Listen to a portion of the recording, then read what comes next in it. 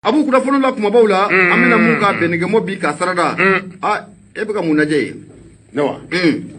an ka taa kɛ nin y'a yɛrɛ ka ko y'a bolo ye awɔ an tun bɛ nin sujet kan sisan awɔ nin y'a yɛrɛ ka ko y'a bolo ye a tɛ ban ka ko ɲagamina o a tɛ ban fo dossier a tɛ taa bilen o a tɛ fɔ a fɔ a ka sa e maa ninnu kɛlen don ka kale d'an ɲɛ a kangari bɛ d'aw ye a t'a dabila a t'a dabila a bɛ dabila nin se n y'a dabila waati selen Abu mun ye kunnafoni la kumabaw la an bɛna mun ka bɛnnɛgɛmɔ ka sarada k'a ɲɛsin limanaw ma bi o tɛ dɔwɛrɛ ye ni hakili b'a la daba wuli mun n'o kɛra maison de la presse la maison de la presse bɔn sen ka bɔn kun kan o baara mun n'o kɛra ye Abu Safinɛ Jara mun ye maison de la presse yɛrɛ ɲɛbaa ba Banjugu Dante a kumada dɛ a ko ne y'a jira k'a fɔ nin baara mun n'a y'an ka cakɛyɔrɔ sɔrɔ an b'a kɔn bi an b'a kɔn sini Abu Safinɛ Jara o kunnafoni bi yan an n'o lase Abu Safinɛ Jara n'o fana bɔra ye mun ye médiateur n'o bɛ Goodluck Jonathan ko fɔ siga t'a la a bɛ taama na an ka jamana o kɔnɔna la Goodluck Jonathan ale maa fɔlɔ minnu kɔni ye ɲɔgɔn ye Goodluck Jonathan y'a jira k'a fɔ an bɛ don min na ko bi ale jigi dalen b'a kan k'a fɔ ko min ye transition mun n'a bɛ sen kan Abu Safinɛ Jara ko a bɛ kɛ hɛrɛ la ale kɔni ye o kunnafoni k'o di Abu Safinɛ Jara n'o fana bɔra ye dongo jugu yurugu ɲamiri jugu k'a bɛɛ lajɛlen kɛ bafa ani kilicɛ ye an bɛ taa an da Ageroute kɔnɔ Ageroute mun ye CFA miliyari kelen Abu Safinɛ Jara ko o tunnen n'o ye u b'a bɔ ninnu ta kɛra bafa ni kilicɛ koyi Ageroute biya tu y'a bɔ Abu Safinɛ Jara wa bolodɔngɔni bɛ si maa minnu na i k'olu dɔn wa a DG kɔrɔ fila don Mohamed Attaher les ex DG awɔ Mohamed Attaher Ak Amaman Attaher Ak Amani après ani Segu Kontaka u ka daw suwa dɔrɔn n'u ye kɛlɛkɛdaw suwa bɔdaw datugu kosɛbɛ u b'a bɔ ala ka ɲɛ ka d'a ma o kunnafoni bi yan Abu Safinɛ Jara an n'o lase Abu Safinɛ Jara n'o fana bɔra ye a dogolen tɛ maa si la k'a fɔ ko mun ye kasoladen dɔ n'a tɔgɔ Bubakar Bubakar Jimu Abu Safinɛ Jara ale kɔni tilala mun ye gardi la an bɛ don min na ko bi hali sini Bubakar Jimu a bɛ ka ɲini a ma ye a tilala gardi la cogo di ko n yɛrɛ kɛra cogo di Abu Safinɛ Jara kuma kelen don a kɔnɔ bi an n'a lase o sabu ka tɛ se ka faamu tugun nin tɛ faamu ne a tɛ faamu n'a jɛra ɲɛfɔliw ka kɛ a na se fila Abu Safinɛ Jara n'o fana bɔra ye hali bi kunnafoniw la kumabaw la i bɛna ye k'a fɔ ko mun y'an ka jamana faama ye n'o bɛ colonel Assimi Goïta ko fɔ mun ye conférence de l'Union internationale des magistrats o kɛnɛ kan Abu Safinɛ Jara a ye kɔrɔfɔ k'a ta a ye kɔrɔfɔ minnu k'o fɔ o kɛnɛ kan an n'o lase limanaw ma Abu Safinɛ Jara n'o fana bɔra ye a dogolen tɛ maa si la k'a fɔ ko mun ye bras de fer o bɛ mun ye an ka jamana marabagaw u ne mun ye an ka jamana den tiɲɛnen ninnu ɲɔgɔn cɛ n'o bɛ sema ko fɔ Abu mun ye bras de fer mun n'a bɛ tali kɛ accord d'Alger kan kuma kelen don o kan o sabu mun ye médiation internationale ale kɔni ye welekan dɔ bila mun ye parti fila bɛɛ lajɛlen ma Mali gouvernement ani ka taa fara mun ye sema kan o welekanw bi yan an n'o lase Abu Safinɛ Jara n'o fana bɔra ye rédaction de la nouvelle constitution n'o b'an ka jamana sarasunba ko fɔ a kura o ko fɔ Abu ko a baara bɛɛ lajɛlen bɛ ban bi pewu tɛnɛndo ntɛnɛndo kuna sini a banna ntɛnɛndo k'a baara bɛɛ banna kuna sini a tɔ ye ka taa da président ɲɛkɔrɔ kuma ɲɛna o ka ɲi minnu ko ko a ka bɔ a ma an b'an sɔn koyi Abu Safinɛ Jara n'o fana bɔra ye Abu Safinɛ Jara nin ye kabako ko ye an ka banque belebele mun bɛ yen n'an k'a ma ko BEA Mali Abu Safinɛ Jara kumaw kɔni ko sɛbɛkɔrɔ cayara k'a jira k'a fɔ ko mun ye cybercriminalité Abu Safinɛ Jara ko o sɛlɛla nin banque in kɔnɔna la wa maa minnu tun bɛ fɛ ka banque in ka a jaso Abu Safinɛ Jara k'u ka laɲini kɔni tun ye miliyɔn 6 u y'o de laɲini miliyari sakɛ miliyari 6 awɔ u y'o de laɲini nka banque kɔni y'a jira n'o bɛ BEA Mali ko fɔ Abu Safinɛ Jara ko situation bɛ cogo min na k'a maîtriser len n'olu bolo u sera ka kɔ ayiwa ala k'a ɲɛ ka d'a ma contrôle bi o kunnafoni bi yan an n'o fana k'o lase kunnafoni kɔni ka ca hali mun ye Gawukaw fɛ yen société civile kɔni ye welekan bila mun ye jamana premier ministre ma o sabu kɛ mun ye lakanabaliya ani ka taa fara mun ye fɛn caman kan Abu Safinɛ Jara ko an ka jamana kɔrɔnfɛn fana bi ko kabako don u ye welekan ka a bila Choguel ma ninnu bɛɛ lajɛlen ye kunnafoni ye kunnafoni minnu ni waati n'a y'an labɔ Abu Safinɛ Jara an bɛna nin bɛɛ lajɛlen k'a bɛnnɛgɛmɔ k'a lase limanaw ma jamana kɔnɔ ani ka taa bila mun ye a kɔ kan Nura FM don 76 33 43 03 Yakuba Gindo dɔgɔnɔw ka masada radio ye Nura FM ye 94 tɔmi murumuru 5 Abu an bɛ laseli kɛ nin waati na ka bɔ Jalakɔrɔji Koɲumani ale wɛrɛda la wele sira 76 33 43 03 Abu Sirajan Tama an bɛ taa teliya la ne bɛ n bolo maa kari ka don ne bɔ ni sɛbɛnfura min ye u k'a ma ko Sɔrɔden Bamako sɛbɛnnikɛba ale tɔgɔ de Yusu Youssouf Konate a y'a k'a fɔ ko min ye CEDEAO maaw ka ciden kɛrɛnkɛrɛnnen dɔ bɛɛ Goodluck Jonathan ko fɔ Abu Safinɛ Jara belebele a bɛ tile 3 taama na an ka jamana o kɔnɔ taama mun na a daminɛna tɛnɛn kabini février kalo tile 20 san 2023 i bɛna ye k'a fɔ Goodluck Jonathan a kan ka tile 3 taama nin kɛ an ka jamana o kɔnɔ a ko min ye médiateur de la communauté économique des États de l'Afrique de l'Ouest n'o bɛ CEDEAO ko fɔ kabi gɛlɛya kɔni nana don mun na an ka jamana o kɔnɔ Abu Safinɛ Jara gɛlɛya mun n'a bɛ tali kɛ coup d'état la maa mun n'o kɛrɛnkɛrɛnnenya na o ka kɛ ciden kɛrɛnkɛrɛnnen de ye anw ni CEDEAO ni ɲɔgɔn cɛ Abu Safinɛ Jara o de ye Goodluck Jonathan i bɛna ye k'a fɔ Goodluck Jonathan gɛlɛya in daminɛ fo ka n'a bila bi la a yɛrɛ ye tako nako caman kɛ an ka jamana o kɔnɔ nka a ka nali laban in Abu Safinɛ Jara ko siga t'a la kabi tɛnɛn don Goodluck Jonathan a ka mun ɲɛ pankuru kɔni o jiginna an ka aéroport international kɔnɔ n'o bɛ Modibo Keita ko fɔ Abu mun ye Goodluck Jonathan Nigéria masakɛkɔrɔ o tɛ wa a ka nin taama in kɔnɔna la ani Mali autorités bɛna ɲɔgɔn ye wa ani politikimaw bɛna ɲɔgɔn ye Abu Safinɛ Jara fo ka taa fara mun ye société civile ma Goodluck Jonathan ani nin bɛɛ lajɛlen kan ka sigi ka baro k'a kɛ baro mun na a bɛ tali kɛ transition yɛrɛ kan sɛbɛnnikɛla ko a ko mun ye Goodluck Jonathan i bɛna ye k'a fɔ ko a nalen ani maa fɔlɔ minnu n'olu sigira ka baro kɛ o de bɛ tali kɛ mun ye comité local de suivi de la transition au Mali ale de ye jɛrɛjɛkulu ye jɛrɛjɛkulu na a sigilen don u ka transition in k'a ka taabolo ni ka a jateminɛ Goodluck Jonathan a n'olu kɔni sigira k'u ye marasi ka a sɛbɛkɔrɔ batiri u ni ɲɔgɔn cɛ o sigi kɔfɛ Goodluck Jonathan kɔni y'a yira k'a fɔ an bɛ don min na ko bi ko fɛɛrɛ bɛɛ lajɛlen de bɛ tigɛ sen kan mun ye politiki yɛrɛ bunakun sira fɛ mun ye transition kɔni ko a bɛ se ka kɛ lafiya o la cogo min na Goodluck Jonathan a ka kɔrɔfɔ kɔnɔna la a y'a yira k'a fɔ ko a dogolen tɛ maa si la k'a fɔ ko mun ye transition mun n'a bɛ sen na Mali la bi ko transition kun kan ka cɛ mun ye février 2024 wa a bɛ kun cɛ ni masakɛ kalata de ye n'o bɛ jamana faama kalata na a b'o o ko fɔ nka Goodluck Jonathan a y'a yira k'a fɔ ko walasa an bɛ se ka se février 24 ma Abu Safinɛ Jara o ti ɲɛ abada ko gɛlɛya misɛnnin minnu bɛ olu ka fura ka bɔ an la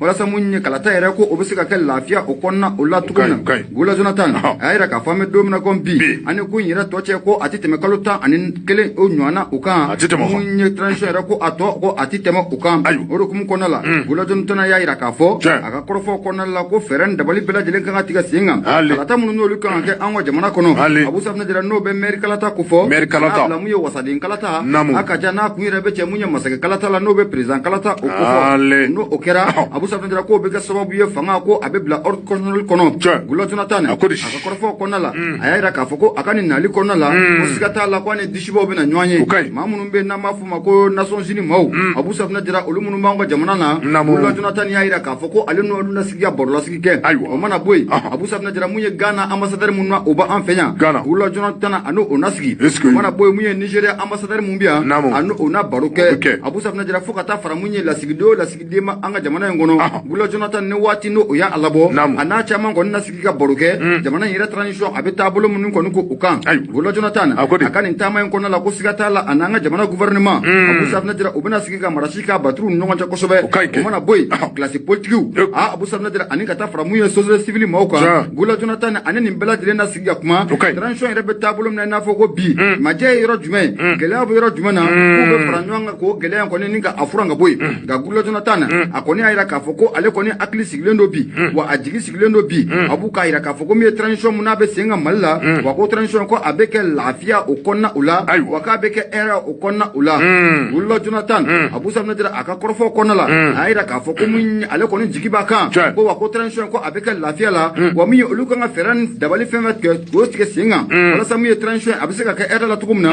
ko olu n'o fɛɛrɛ k'o tigɛ sɛbɛnnikɛla ko n'o bɛ Youssouf Konate ko fɔ a y'a yira k'a fɔ n'o y'a sɔrɔ Goodluck Jonathan ale kɔni y'a yira k'a fɔ ko ale jigi kɔni b'a kan ko transition ko a bɛ ban hɛrɛ la wa min ye kalataw k'o bɛ kɛ février 2024 mun ye fatirikɛba ye n'o bɛ Youssouf Konate ko fɔ a ko n'o bɔra yen i bɛna ye k'a fɔ ko min ye coalition mun bɛ n'an k'a ma coalition pour l'observation citoyenne des élections au Mali Abu Safinɛ Jara olu ye communiqué dɔ bɔ k'o bin waati tɛmɛnen in na communiqué mun kɔnɔna la n'u y'a yira k'a fɔ k'olu kɔni kamana ganna kosɛbɛ ko sabu kɛ mun ye waati minnu ni olu bolodalen don kalata kan ka kɛ waati minnu na Abu Safinɛ Jara ko retard caman ba ko an y'o ta o la koyi olu kɔni y'a yira k'a fɔ k'u bɛ mun ɲini jamana transition marabagaw fɛ Abu Safinɛ Jara k'olu ka fɛɛrɛ dabali bɛɛ lajɛlen kɛ u ka bɔrɔlasugiw boloda joona joona maa minnu n'olu da don kalata la u ka bɔrɔlasugiw boloda u ni ɲɔgɔn cɛ walasa maaw hakili bɛ se ka sigi a fɔ ko in yɛrɛ a bɛ taabolo mun ni k'o ban a ko n'i y'a lajɛ coalition pour l'observation citoyenne des élections au Mali Abu Safinɛ Jara ale fana ye jɛrɛjɛkuluba ye jɛrɛjɛkulu mun don olu bɛ kalata yɛrɛ kɔni ka a jateminɛ an ka jamana yɛrɛ kɔnɔna la yan fasoden ɲumanw don wa siga t'a la oleni kunnafoni k'a di Goodluck Jonathan ale kɔni y'a yira k'a fɔ ko ale kɔni jigi b'a kan ko transition ko a bɛ kɛ hɛrɛ la février 2024 ale jigi dalen b'a ka kalata in ko a bɛ kɛ o waati la kunnafoni filɛ nin an y'a bɛn nɛgɛmaw ka bɔ mun ye Soir de Bamako kɔnɔ Youssouf Konate ale ye sɛbɛnnikɛla ye Abu i bonya o b'a la bere kɛra k'a fɔ Youssouf Konate an b'a fo ka bɔ Soir de Bamako kɔnɔ n'i y'ale bila min bɛ tali kɛ l'indépendant la ka kɛ n'i ka dɔn k'a fɔ bi sɔgɔmada bɔli ye b'ale ta calaw nin ye Dawuda Sangare ale ka sɛbɛn ye i ka dɔn k'a fɔ min ni o ye Assimi Goïta ye i ka dɔn k'a fɔ conférence de l'Union internationale des magistrats n'o bɛ tali kɛ i ka dɔn k'a fɔ magistrat minnu ni olu bɛ diɲɛ yɛrɛ bunakun bɛɛ lajɛlen kan minnu kɔni i ka dɔn k'a fɔ u nana lajɛrɛba cogo anw fɛ yan min n'i ka dɔn k'a fɔ février kalo tile 21 i ka dɔn k'a fɔ a baaraw n'u donna wa u na to sen i ka dɔn k'a fɔ ka taa se fɔ février kalo tile 25 ma min bɛ tali kɛ i ka dɔn k'a fɔ anw ka Assimi Goïta la a so i ka dɔn k'a fɔ a ye kɛnɛ sɔrɔ koyi kɛnɛ in kɔnɔ i ka dɔn k'a fɔ Assimi Goïta a ye hakilina min zarada o ti dɔ wɛrɛ ko n'i y'a ta k'a lajɛ ko pouvoir judiciaire n'o ye i ka dɔn k'a fɔ kiiritigɛlamaw ye i ka dɔn k'a fɔ n'i ye jamana yɛrɛ sariya jo sariya ko ta k'a lajɛ k'olu jɔyɔrɔ ka bon i ka dɔn k'a fɔ kiiriko kɔnɔ kosɛbɛ o kuma i ka dɔn k'a fɔ Assimi Goïta a tun bɛ kɛnɛ in kan min bɛ tali kɛ i ka dɔn k'a fɔ nin cérémonie in na n'o bɛ tali kɛ i ka dɔn k'a fɔ diɲɛ magistrat olu ka nin lajɛrɛba in senfɛ i ka dɔn k'a fɔ nin ye a 26nan ye min n'i ka dɔn k'a fɔ san o san a bɛ kɛ groupe régional ka dɔn k'a fɔ africaine de l'Union internationale des magistrats magistrat ni o ye kiiritigɛlaw ye o diɲɛ tɔnba i ka dɔn k'a fɔ u bɛɛ lajɛlen kɛn bɛ ka ɲɔgɔn sɔrɔ an fɛ Bamakɔ yan min bɛ tali kɛ i ka dɔn k'a fɔ a baaraw daminɛna kabini tarata don i ka dɔn k'a fɔ février kalo tile 21 wa u na to sen i ka dɔn k'a fɔ ka se fɔ février kalo tile 25 ma min bɛ tali kɛ i ka dɔn k'a fɔ kɛnɛ in kan n y'o de fɔ k'a fɔ maa caman tun bɛ yen kɛrɛnkɛrɛnnenya i ka dɔn k'a fɔ Assimi Goïta ka taa se i ka dɔn k'a fɔ premier ministre i ka dɔn k'a fɔ Choguel Kokola Mayiga i ka dɔn k'a fɔ anw ka gouvernement maa caman tun bɛ a kɛnɛ kan wa maa minnu bɛ yen ni olu bɛ wele ko président des institutions ninnu bɛɛ lajɛlen fana tun bɛ a kɛnɛ kan ka taa se i ka dɔn k'a fɔ syndicat groupe fila minnu ni olu bɛ anw ka jamana kɔnɔ magistrats jɔ a la kɛrɛnkɛrɛnnenya i ka dɔn k'a fɔ syndicat autonome de la magistrature i ka dɔn k'a fɔ olu tun bɛ a kɛnɛ kan président de l'Union internationale des magistrats ko ka dɔn k'a fɔ olu fana tun bɛ a kɛnɛ kan ka taa se i ka dɔn k'a fɔ maa minnu ni olu bɛ groupe régional la i ka dɔn k'a fɔ l'Union africaine jɔ a la magistrats ka tɔnba la i ka dɔn k'a fɔ Europe jamana maaw ka taa se i ka dɔn k'a fɔ Amérique latine ma ani ka dɔn k'a fɔ Océanie ninnu bɛɛ lajɛlen tun bɛ a kɛnɛ kan wa minnu yɛrɛ bɛ wele k'i ka dɔn k'a fɔ ko corps diplomatique ani consulaire n y'a dɔn k'a fɔ o ye jamanaw ka ciden minnu bɛ an fɛ jamana kɔnɔ yan a ka jan ka taa se ambassadeur kunda ninnu bɛɛ lajɛlen tun bɛ a kɛnɛ kan min bɛ tali kɛ k'a dɔn k'a fɔ syndicat autonome de la magistrature n'o ɲɛmaa ye k'a dɔn k'a fɔ Burama Kariba Konate i k'a dɔn k'a fɔ a fana a tun bɛ kɛnɛ kan we e ko ale nisɔndiyalen ma kɔrɔfɔ ta a nisɔndiyalen a y'a jira k'a fɔ ko nin lajɛrɛ min filɛ nin ye ko n'i y'a ta k'a lajɛ min bɛ tali kɛ k'a dɔn k'a fɔ ko nin ye jɛrɛjɛkulu 92 de ye i k'a dɔn k'a fɔ min bɛ i k'a dɔn k'a fɔ association des magistrats jɔ a la Mali kɔnɔ i k'a dɔn k'a fɔ ani diɲɛ yɛrɛ bunakun kan olu bɛɛ lajɛlen de kɛlen filɛ ka ɲɔgɔn sɔrɔ continent bɛɛ lajɛlen maa bɛ a kɛnɛ kan we ma i k'a dɔn k'a fɔ baara in dabɔra min kama o de ye i k'a dɔn k'a fɔ sigi ka kuma ka kɛ jateminɛw ka kɛ sabula i k'a dɔn k'a fɔ kiiritigɛ a bɛ taa sira minnu kan a ka dɔn i k'a dɔn k'a fɔ diɲɛ yɛrɛ bɛɛ lajɛlen kɔnɔ min bɛ tali kɛ i k'a dɔn k'a fɔ Assimi Goïta la Assimi Goïta i ka dɔn k'a fɔ ale kɔni a tun bɛ kɛnɛ in kan waati min na i ka dɔn k'a fɔ a ye kɔrɔfɔ minɛ koyi a ko i k'a dɔn k'a fɔ la promotion des droits de l'homme i k'a dɔn k'a fɔ en période de crise o ti dɔ wɛrɛ dɛ fɛɛrɛ ni dabali bɛɛ lajɛlen ka tigɛ i k'a dɔn k'a fɔ jo sariya bɛ se ka boli cogo min na a ka jan i k'a dɔn k'a fɔ waati gɛlɛnw kɔnɔ kɛrɛnkɛrɛnnenya i k'a dɔn k'a fɔ kɛlɛ yɛrɛ o waati kɔnɔ jo bɛ min bolo u ka di o ma i k'a dɔn k'a fɔ kiriw ka tigɛ a tigɛ cogo la wa i k'a dɔn k'a fɔ jateminɛ ka kɛ i k'a dɔn k'a fɔ ba bɛɛ lajɛlen n'i ka sariya i k'a dɔn k'a fɔ ka kɛ ni kɛlɛ a waati ye min bɛ tali kɛ i k'a dɔn k'a fɔ Assimi Goïta la son occurrence i ka dɔn k'a fɔ a ye kɔrɔfɔ ta koyi a ko i k'a dɔn k'a fɔ nin baara in n'i y'a ta k'a lajɛ fɛn caman de bɛ a kɔnɔ sabula i k'a dɔn k'a fɔ n'a fɔra ka jo sariya ko k'a di maaw ma ko i k'a dɔn k'a fɔ a ti taa i k'a dɔn k'a fɔ fɛn damadɔ kɔ min bɛ tali kɛ i k'a dɔn k'a fɔ an de bɛ olu wele ko thématique a ti taa fɛn damadɔ kɔ o fɛn damadɔ bɛ tali kɛ min na o de ye i k'a dɔn k'a fɔ lutte contre la corruption et la délinquance financière n'o ye i k'a dɔn k'a fɔ foroba wari o burujali ani yuruguyurugu i k'a dɔn k'a fɔ jo sariya tɛ se ka boli fiyewu tant que ni o kɛlɛ o ma kɛ min bɛ wele ko i k'a dɔn k'a fɔ terrorisme ni o ye banbanji kɛlɛ ye i k'a dɔn k'a fɔ ko o kɛlɛ o ka kɛ sabula i k'a dɔn k'a fɔ jo sariya bolibaliya a dɔw la ni o kɛlɛ ma kɛ i k'a dɔn k'a fɔ ko jo sariya a sɔrɔ man di min bɛ tali kɛ i k'a dɔn k'a fɔ ni o bɛ wele ko cybercriminalité n'o ye i k'a dɔn k'a fɔ bɔlɔlɔw sanfɛ kuma jugu fɔ ani nɛni jugu fɔ kuma sidɔnbali fɔ olu minnu bɛ kɛ i k'a dɔn k'a fɔ bɔlɔlɔ sanfɛ fɔ olu bɛɛ lajɛlen ka kɛlɛ koyi n'i k'a dɔn k'a fɔ a bɛ wele ko criminalité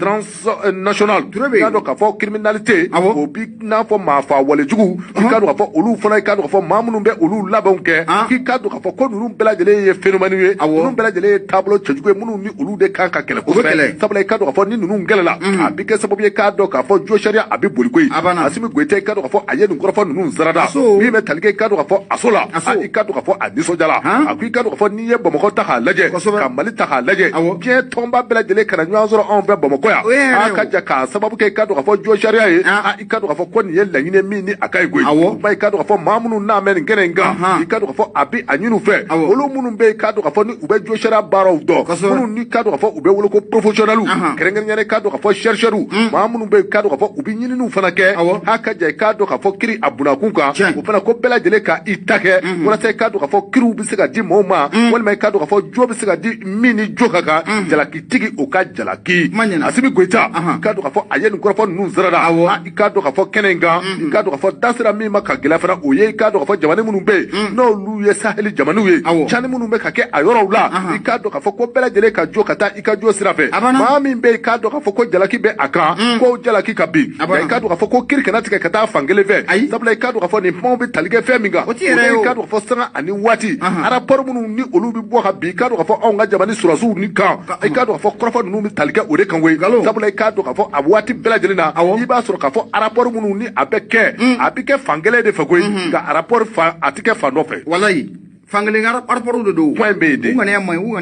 ma ngane nymonke beli ka do ka fɔ Fasiri filɛ an ye min mo ka do ka fɔ indépendant kono Dawuda Sangare ale ka sɛbɛn abu indépendant kelen ne be bolo do mbe bone aye munye sɛbɛnin ke ba ale tɔgɔ Musa Bilali Sidibe abu flake akumara abena tanna jara abu anasifla ni akli bala munye jerje kulumunu u farle no nyanga nanga mako plateforme du 20 février pour sauver le Mali abu sabna jara iteru koro tewa iteru koro tewa abu sabna jara uye la jere mun ayobo yaba me folo tenendo munye février kalo kile munga maison de la presse abu na alla bangera kirigara wachicha bon senga bon kunga abu sab tabalu munye chezu abu sabna jara vitru ka bela jelen briba sananga mi ka bedo nyana maison de la presse kono Aguilera koy Aguilera sabaningela ko ako obara muno keray abu sabna jara anga jabala bele la no be MP ko fo anga nyama ba no de banjugu dante dangro bayi amato akadade kono ayira ka fo ni bara muna talen fla ka maison de la presse secret abu sabna jara ko ma ko in kombi ama konshini o mi banjugu dante ayira ka fo kwanti jenaye ati jantige nay sabaningela ko ako muye plateforme munu farale no nyanga abu sabna jara nu ko amako appel du 20 février pour sauver le Mali nu yakli bala tenente mene lu kele meka ko ye conférence de presse do ko o boloda maison de la presse o kono abu sabna jara munye conférence de presse alaba nana ke munye damo jongala ere ko anana laba nana ke chezu be fli en fait abu sabna jara vitru be chi na fondila ire o lu taka sidike ani ko laba abu sabna jara ko abu ko akeni ko fanga buena ko sobe ko sabge munye maison de la presse ira ko nalay abu sabna jara ayira ka fo ko munye tieni muno keray adagu su ko aka bon ko sobe tan adakabo tabalu karila vitru tira ko jugu et maison de la presse mira rénovation kera mamé wallahi à hauteur de plusieurs millions ya betien wallahi kera ako nuam kasra ko aywa Zamani yala ko no be Musa Bilali Sidibe ko abu sabna jara appel du 20 février pour sauver le Mali ni ye plateforme yi ra jatemina ka laje abu sabna jara mun ye jara jakulu mun uba akono yekulo madade espérance nouvelle jigia croix abu sabna jara coordination des mouvements associations et sympathisants de l'imam Mamoud Digo Semasi olubala ACRT fasoka wele olubala no be isa kaujin abu no fana bora jara jakulu mun fana no uba kono o de mouvement Mali debout abu sabna jara uba kono o tige join de to donné tigito la tigi kon bala ngata kon nita do ala ko abu no fana bora ko RDA Mali o fana ba akono abu sabna jara kenen fana kan ibina ka fo ko ma do kumbe no de be maître Mohamed Ali Bachili ko fo kata bla munya Useni Amian Gindo munya Yusuf Bachili Aras Bacha abu sabna jara nunu bala jelen kunya mawe mamun nu kume ni kenen ko fo le no be 20 février ko fo abu sabna jara nu ukuma akenen kan tabani ngala ko ako munya banjugu dante abu sabna jara ko munya ko amaka ayira nyana ko banjugu dante ko sabu ke akuntale meta mana jamana koron fe yanfana wati mun aga panguru no tuna Banjugu Dante ya ira ka fo Abu Safna jira ko alete ni ko in kalama ko mun ya kuna fo ko abora ka bi ale sisa nga ya ira ka fo fe mun do ko ati sika fami to sila ko ma ati sika dan yera la Abu Safna jira ko ni be sika ke Banjugu Dante no be président de la maison de la presse ka krofo no bo ko fo Abu Safna jira ya ira ka fo ko ni ya chien foloi ka be ala ka mali naissance mun ne kuna fo ndilo jabala no be maison de la presse ko fo Abu Safna jira seju ne bigu ne samaraw ani ka tabla mu tabalula olu ka flifli nyoko mata ko ni ya chien foloi ya chien foloi ama dire kew ya chien foloi Banjugu Dante ko Abu Safna jira akoni ko muna kelen flani amba kombi fo ka konshini wa antina jenai amba da bela jira kloka mama de kabara ko yen ke wale ko ke Abu Safna jira ko teka ko abisika daw ko Banjugu Dante Abu Safna jira aka korfo konala ayira ka fo ko munye mun kerawo munya kunyewo akara tuko muyo mamu nya kewo Abu Safna jira anga to shima anga me muma anga me zlandra plasi Abu Safna jira ko nyamita anga murema akunye femiyo mamu nya kewo be ko re me mesu la presi o de manga ta keta amabe atibe Banjugu Dante Abu Albi aka korfo konala ayira ka fango me dom na kombi anta do mamu no kera ni baran kawale ga ontem che dongoyi Abu Safna jira ontem musodo munye mesu de la presi mamu ko me conférence la do olu de ya alue wa ante che do ontem musodo amulu abana munu ngume do abidai kunke Banjugu Dante ko ako anye isheta Abu Safna jira tieni muno kera MP kono ishe na bela jile jatesi kata asarada unye koro beki jojoro sabani la ko ako sheria do ya ira ka fo ko mi conference ira ko ni kenega ko wati mun na conference ko aben no ya Abu Safna jira ko ma do re na kana fo ko be da jago yele ka do Abu Safna jira ko le kera sobi do fana ya ira ka fo ko ma mun nu ko conference la kenenga ku ira dama de fora nyongo Abu Safna jira ko na ni ngilai Abu akoni mana ke to kata ni baraka mesula presila ante jena bi wa ante jena sini ako mun nye communiquer ko boraka bi ka bo jena je kulumi ira ko mako appel du 20 février pour sauver le Mali olu ko nya ira ka foku ni kara balna ko imballo la ko sobe ko sabu ke ya don ka foko mamunu be ka ni bara ko ke Abu Safna jira ko démocratie jugude do wa bu ka bara ka ne mamunu nga aklina ye mamunu be faka faso don ku aklila ka mine Abu Safna jira ko sabu ka ku usrane ndo ko ni o ma ko bara aywa plateforme ko communiquer ni lu ka communiquer aywa Ufuna nyini muye jamana maraba fe ko ka wuli ka to bela jilen ko ke mamunu ye ni baraka bolo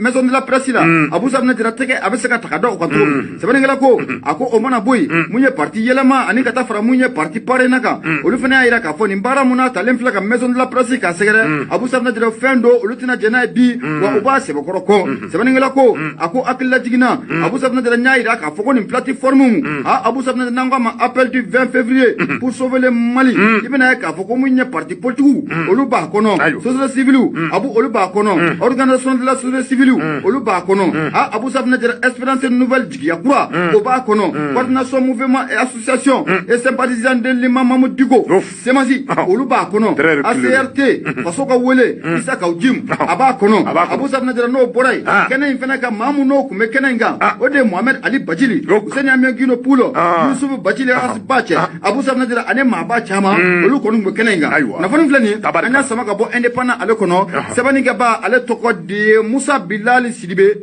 Abu Ibunya bala Musa Bilal Sidibe kado ka fo bete ambale fo nouvelle horizon nyeda ngura medo akono ye kado ka fo Seydou Konaté ale ka sebedo e kado ka fo minye kado ka fo constitution ngura e kado ka fo abaro belajele ko ablajele kujera wa kado ka fo doni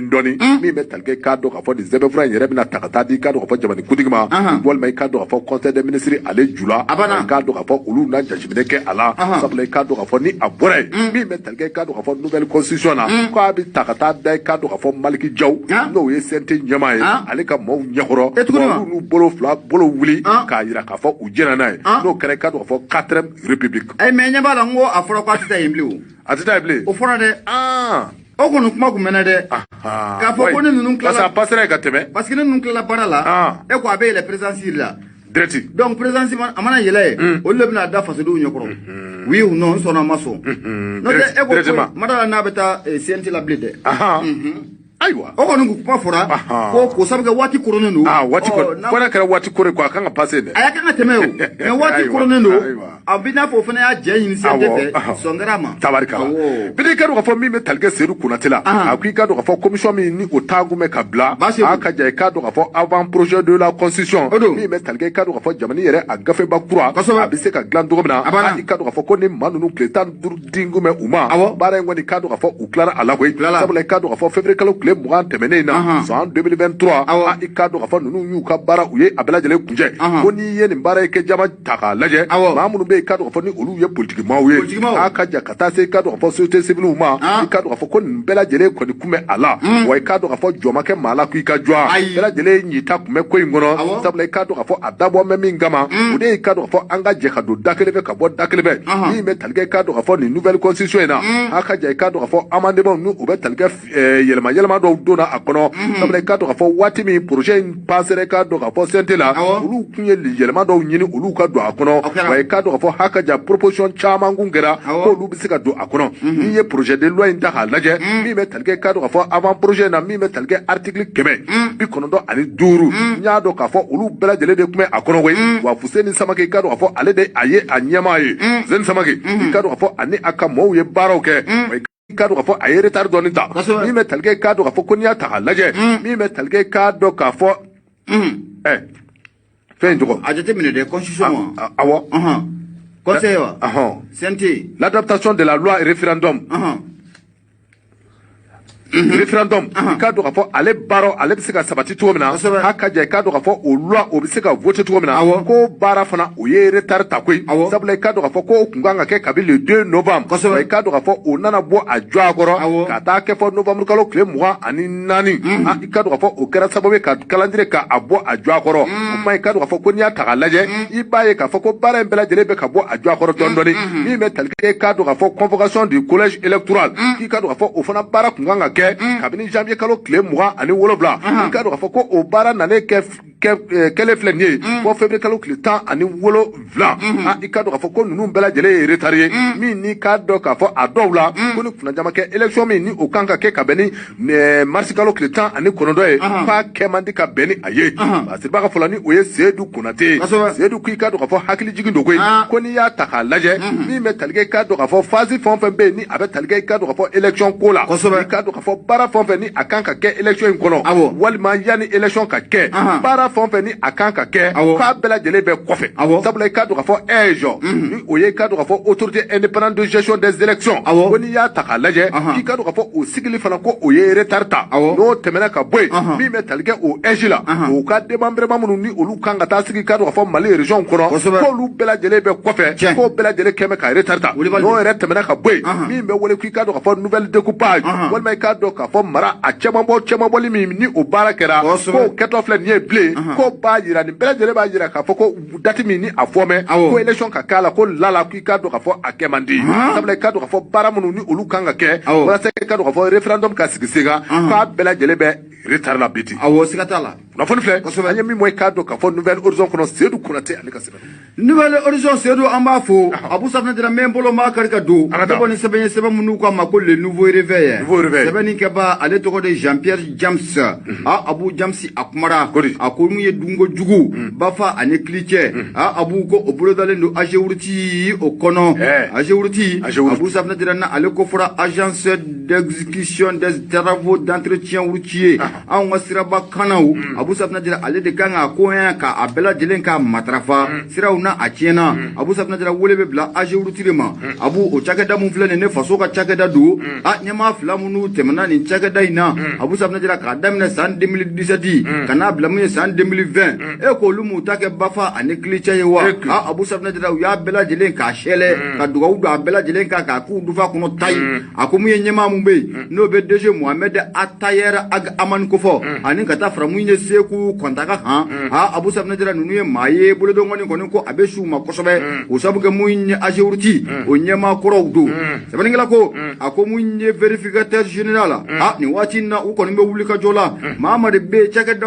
de be abu safna jira wati temono na kaye faso furuban na fulo nin ka abuja ka kebbafa ani kliche sigata la verificateur général anaka jira jakulu u kale kan do be feren dabali bela jilenke jamana kono do ani jamana kono fama olu be se ka bo akala matugumna abu safna jira uyo se ka sigali bara munu ko buluda ajewurti ira o kono na lay ha abu safna jira muye verificateur général na ka kele ka chawye ha una na fenye ajewurti kono fe muna yu kamana gam ko sobe ko sabge o maseka blu kuna abada nin chake de no be ajewurti ko fo ha abu safna jira muye 7 milliard kele ani million kema saba ani biolon bla ani saba ha oni ko o be se ka duni ro ko fole na toji ha abu ay verificateur général aya kamana gam verificateur général abu yu ka sega sigalu ke ali sega sigali ira mache adana koy abu safna jira muye milliard kele ani million kema saba ko verificateur ko kaida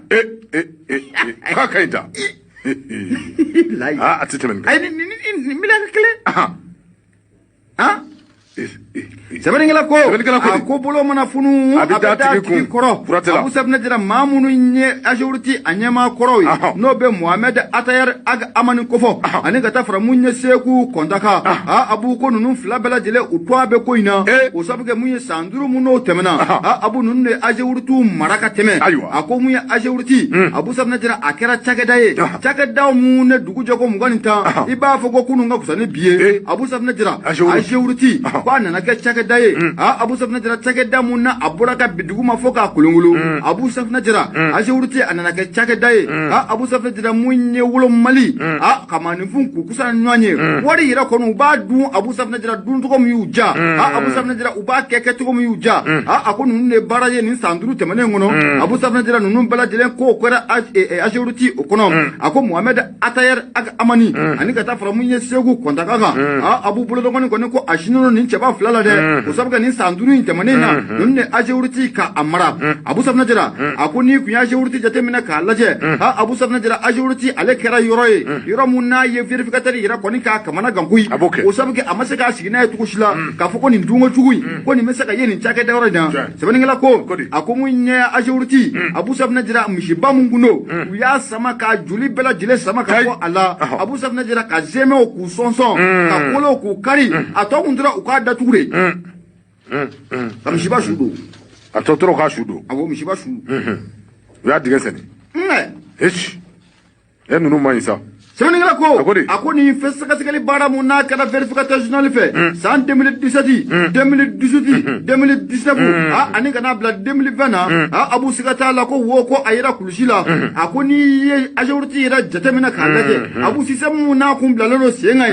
ko système ko ye dongoro ba fly ndune no be DG Modibo Atayar agaman ko fo ani segu kontaka ako système no kuma senga ako wati muna fanga koro o kuma fangala abu safna jira ko nunu ngaleme ga ajurti ke yoroye mamun ne fanga o kasu abu safna jira olube lajia wala sa munye fanga na fuma wala sa oluka na bujo orola munye bombe di abu safna jira musako be duma abu safna jira ube voyage kata étranger la abu kadu mesenu mbeke oluyo baro de bulda wati temono na tanyasi fanga muno kumesenga fanga muno maukadi ali ni ku yelela kwa jewurti abe bondi ani fanga ku ngadi wati temono na ani fanga ku ngadi ok hali ya lobby bondi ma ni fanga kadi iti sigina ka foko ko bina boala ko bina boala wallahi sabani ngala ko obara jugu munno ko me bola ajewurti ko no nyama la ka foko fentina boala abu ko bola la de angoni me dom na ko bi nyama ko fla milliard kele ani ko verificateur général ma bla dagri de la ko abu safna dira ale fene dossier ni bela jelen ko fara nyonga kata di munye polo économique et financièrement o na feran dabali bela jelen ke nin chako bolen fly no be Mohamed Atayar aga aman ko fo ani kata fara munye segu kontaka abu safna jira ko daw so nunun kana shele tabatoti mangede ko daw so donc yake bafa ni cliché aram iski milliard kele ni ko awo verificateur ko ma bloka boloka o ma barake kaba verificateur ko ne ata pole économique boloka za awo uba bo fanga koro olu kumbe mamuni fanga kadi donc olu bi shele wala sa olu bi se ka tu joro la marché gira giro abo olu be di o be di hein ame wati ne ko mi sisa tablo koro o bla rasade ko ali fe mun be Abu Safna jira ko ali marché gira gire mun nu ku dita ko je wurti kono ero ni marché be dita ou ba entreprise ou be fe no fana ko lu nyongo che donc entreprise mu ko marché ta di entreprise do ere ma mu sélection l'intere ante mo ka o kara je wurti kono kunya ka marché di mama nyami chamangera ka marché di mama Abu Safna jira kasro ayre addo ale ere éliminer la mais abu ko minna bora ka bien atra ku menye fe ka mine o kera jour éliminer nga bita ku me fawre adira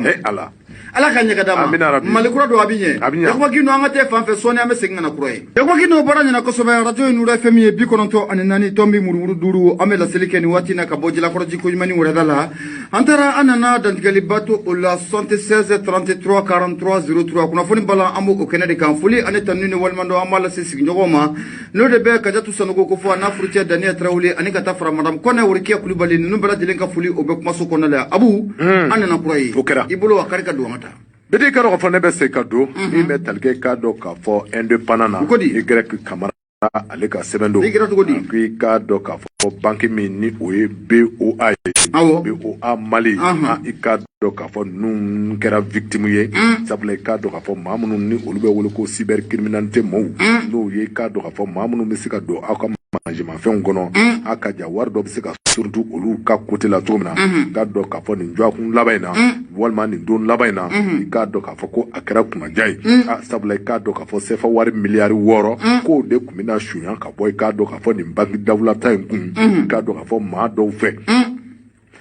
fasiriba ka fola ni me talke kado ka fo février kalo kle temps année flala ni kado ka fo en 2023 ma munu be ni ulube wuluko anarkeru aka je kado ka fo cybercriminalité mo ma munu be kado ka fo ni ube subhana manji ube adoka donakari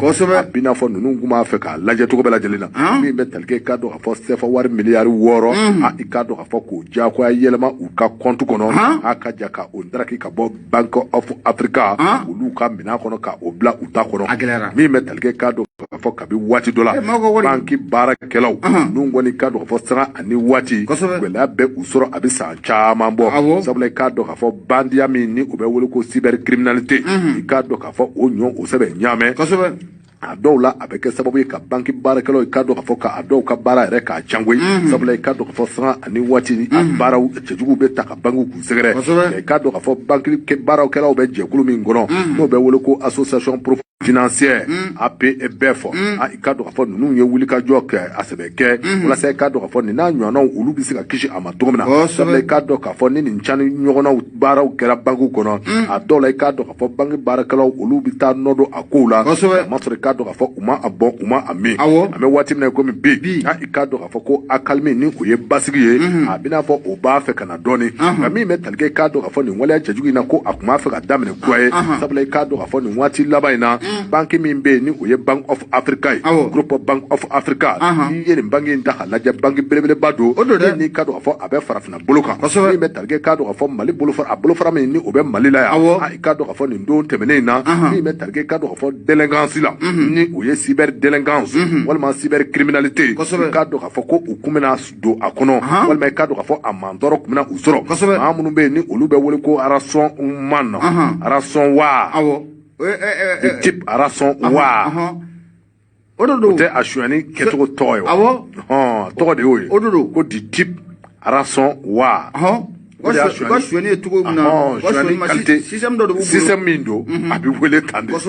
ko shem mine bede garo ka fo système mindo wal mo bi shwani kani tabolo minye nya do ka fo o chwa de ni yoko tipo rason wa ka do ka fo o ye a chwa ye o ya yira ka fo nunu ka do ka fo o ye bololo safe kerenga nyane ka do ka fo tutere apante mena o safe ka fo ko mi metalge ka do ka fo 10 milliards de dollars no bebe ka do ka fo sefa war milliard war ani akunga vema 10 millions 10 millions de dollars n'o bɛ bɛn sefa wari miliyari 16 ani a kunkanfɛn ma k'a dɔn k'a fɔ miliyari 6 ani a kunkanfɛn k'a dɔn k'a fɔ ko olu kan ka o bɔ Bank of Africa kɔnɔ a ka jɛ k'a dɔn k'a fɔ o fɛɛrɛw n'o dabaliw k'a dɔn k'a fɔ u y'o ɲini k'a dɔn k'a fɔ banque yɛrɛ maaw fɛ ko u kan ka o sara olu ye i k'a dɔn k'a fɔ tile 8 baɲanko kɔnɔ jɔakun kelen o kɔnɔna na min bɛ tali kɛ k'a dɔn k'a fɔ yanni jɔakun kelen ka ban i k'a dɔn k'a fɔ miliyari 6 ani a kunkanfɛn Bank of Africa ka o bila olu ka compte kɔnɔ koyi i k'a dɔn k'a fɔ ninnu y'a yira k'a fɔ an bɛ waati min na komi bi i k'a dɔn k'a fɔ o dati laban de tun ye février kalo tile 20 ye i k'a dɔn k'a fɔ don in kɔni tɛmɛna k'a sɔrɔ banque ma se k'a bila u ka compte kɔnɔ sabula i k'a dɔn k'a fɔ ni banque bi a bila banque kan k'a kow ɲɛɲini kosɛbɛ k'a sɛbɛnfuraw bɛɛ lajɛlen ɲɛɲini kuma i k'a dɔn k'a fɔ walasa ka sɔrɔ k'a bila a kɔnɔ i k'a dɔn k'a fɔ banque mɔɔw k'a dɔn k'a fɔ u sɔmi janyana kosɛbɛ sabula i k'a dɔn k'a fɔ u ye wulikajɔ kɛ ha ka jɛ i k'a dɔn k'a fɔ wari kofɔlen in kɔni i k'a dɔn k'a fɔ a ma bila a kɔnɔ tuguni min bɛ tali kɛ i k'a dɔn k'a fɔ direction générale de la Banque of Africa la Mali jɔ la olu ya nin kɔrɔfɔ in kɔni sarada k'a fɔ i k'a dɔn k'a fɔ i k'a dɔn k'a fɔ min bɛ tali kɛ i k'a dɔn k'a fɔ nin waleya in na dɔwɛrɛ tɛ i k'a dɔn k'a fɔ bingannikɛla dɔw don a ka jan minnu ni k'a dɔn k'a fɔ u bɛ système informatique u bi a dɔn min bɛ tali kɛ i k'a dɔn k'a fɔ olu ka système informatique kɔnɔ n y'a dɔn k'a fɔ u kɔni don mɛ o kɔnɔ don cogo min na o ma kɛ sababu ye k'o dɔn nka ni maa ninnu kɔni donna i k'a dɔn k'a fɔ banque ka système kɔnɔ a ka jan i k'a dɔn k'a fɔ wari bɛ se ka transférer u kun cogo min na nka i k'a dɔn k'a fɔ don kɛra ko in kɔnɔ cogo min na i k'a dɔn k'a fɔ u ma dɔn sabula i k'a dɔn k'a fɔ maa minnu don minnu ka baara bɛnbɛn nin ma ninnu ye spécialiste ye nin domaine in kɔnɔ sabula i k'a dɔn k'a fɔ maa minnu bɛ banque yɛrɛ k'a piller ka banque ka wari bɛɛ bɔ k'a yɛlɛma u kun i k'a dɔn k'a fɔ ko o maa sugu de don koyi min bɛ tali kɛ i k'a dɔn k'a fɔ direction générale de la Bank of Africa la Mali la i k'a dɔn k'a fɔ an ka hakili sigi koyi maa minnu bɛ yen ni u ka wari bɛ Bank of Africa kɔnɔ Mali kɔnɔ yan an bɛ waati min na komi bi k'i k'a dɔn k'a fɔ ko situation ko u bi a maîtriser wa i k'a dɔn k'a fɔ ko u y'a bɛɛ lajɛlen maîtriser sabula i k'a dɔn k'a fɔ an bɛ waati min na komi bi compte personnel minnu bɛ yen maa minnu ka wari bɛ u jɔ la maa minnu ka fɛn wɛrɛw bɛ u jɔ la i k'a dɔn k'a fɔ ko se ma kɛ nin ji ma koyi sabula i k'a dɔn k'a fɔ ko wari bɛɛ lajɛlen dagɛlen bɛ yen wa i k'a dɔn k'a fɔ u ka bingani ko u ma se ka sɔrɔ a ja la. Mon chiton. Mon chiton tout Baba ka continuer. Bank of Africa la. Baba ka continuer. Ku hakili sigi foyi tɛ. Baba mo. Kuna jara dɛ. Baba ka chiton tita dɛ. An ka chiton tita. Ɲaro. Ayi baba. An ka chiton tita. A tita. Bank of Africa. I k'a dɔn k'a fɔ ko a kɛra kunnaja ye. Ko kɔnɔ tɛ min bɛ tali kɛ sefa wari miliyari 6 a n'a kunkanfɛn. Ko a kun bɛna n ka cɛ ko a kun bɛna yɛlɛma ninnu ka compte kɔnɔ. Walayi. Nin taabolo in na. N'o de kun kɛra maa caman ka wari bɛ t'i yɛrɛ sɔrɔ o kɔnɔ. A bɛ kɛ baara ye. A kun bɛ kɛ baara ye. A bɛ kɛ daba wuli ye. Baba. U kunna jara dɛ. Baba foyi tɛ an ka chiton sɔrɔ. Walahi. Baba foyi tɛ chiton sɔrɔ. Ale ta bɛ kɛ. An ta bɛ. Tabarikala. A t'an ka chiton sɔrɔ. Foyi m'u sɔrɔ. Abu Safinɛ Jara. N'Ala sɔnna. Baba dɔgɔ tiri an bɛ foli lase a ma. Abu nin ye balimakɛ yɛrɛ Baɲɛ Kɔnɛ. Baɲɛ. Ne ni an ni Baɲɛ cɛ a bɛ san. Baɲɛ kisɛ. A bɛ san kelen bɔ. Baɲɛ bi yan. I bolo don. Baɲɛ Kɔnɛ. Baɲɛ kisɛ a yɛlɛla. Baɲɛ Kɔnɛ Itali. Itali. Baɲɛ a kɛra faama ye dɛ. Kɔnɛ. An ye radariw bila ka Baɲɛ ɲini ka kɛɲɛ. Ka dɛsɛ. Baɲɛ bɛ ka ɲini. I Kɔnɛ. A yera sisan. Kosɛbɛ. Ayiwa. Abu Sirani Tama hali bi an bɛ taa. Ne bɛ n bolo don n bɛ bɔ ni sɛbɛn minnu k'a ma ko le sof. Abu Safinɛ Jara Dagabana ko i tulo ma da. Abu ni hakili b'a la dɔgɔkun tɛmɛnen in na an ye kunnafoni dɔ an y'a sɛbɛkɔrɔ kɔri yan. Kunnafoni mun n'a bɛ tali kɛ kasoladen dɔ kɔni ko ale kɔni a tilala. Abu Safinɛ Jara a y'i ta kɛ sentigi ani ko laban ye. Hali bi kamalen kofɔlen dɔ bɛ Bubakari Jimu kofɔ. Jimu kɔni ko a bɛ ka taa. Sɛbɛnnikɛla ko a ko in yɛrɛ ko a kɛra cogo di. Abu ko siga kɔni t'a la mun ye gardi dɔ kɔni bɛ yen an bɛ don min na komi bi ale kɔni bilala Mandé dépôt la o sababu kɛ nin cɛ kofɔlen dɔ bɛ Bubakari Jimu kofɔ Abu a bɛ tila waati mun na o y'a sɔrɔ a bɛ mun ka mara kɔnɔ o bɛ nin gardi kofɔlen kofɔ a ma ɲɛ mun kɔ min ye Mandé dépôt o taara ka da o gardi kofɔlen kan sɛbɛnnikɛla n'o bɛ LIT kofɔ Abu a y'a jira k'a fɔ ko min ye tarata tɛmɛnen i bɛ na ye k'a fɔ ko mun ye nin cɛ kofɔlen dɔ bɛ Bubakari Jimu kofɔ Bubakari Jimu Abu a ye kalo 10 de kɛ mun ye Bamakɔ kasobonma o kɔnɔna o la sɛbɛnnikɛla ko a ko mun ye Bubakari Jimu Abu Safinɛ Jara waati min na Bubakari Jimu a kɔni a bɛ kasobon kɔnɔ a ye fɛɛrɛ dabali bɛɛ lajɛlen tigɛ sen kan Abu Safinɛ Jara walasa mun ye fiɲɛ bɔda o bɛ se ka di ale ma cogo min na a ko nin kalo 10 mun yɛrɛ filɛ nin ne Bubakari Jimu Abu Safinɛ Jara a y'a kɛ kasobonma kɔnɔ o ma sɔrɔ dɔwɛrɛ fɛ i bɛna ye k'a fɔ ko mun ye escroquerie abus de confiance bi Abu Safna Jara nunu ye jalaku ye jalaki minnu n'u sɔrɔla ka ɲɛsin mun ye Boubacar Djim o de kɛra sababu ye a tadi yɛrɛ sɔrɔ mun ye Bamakɔ kura kasoban o kɔnɔ sɛbɛnnikɛla ko a ko i bɛna ye k'a fɔ k'a bɛ belebele ye a bɛ kasobonma kɔnɔ a ye fɛɛrɛ ni dabali tigɛ walasa mun ye liberté provisoire ale bɛ se k'o sɔrɔ lafiya o la cogo min na nka Abu Safna Jara dugu jɛko 20 Boubacar Djim nana ye k'a fɔ ko dɔ de bɛ ka fara mun ye kɔrɔlen kan dugu jɛko 20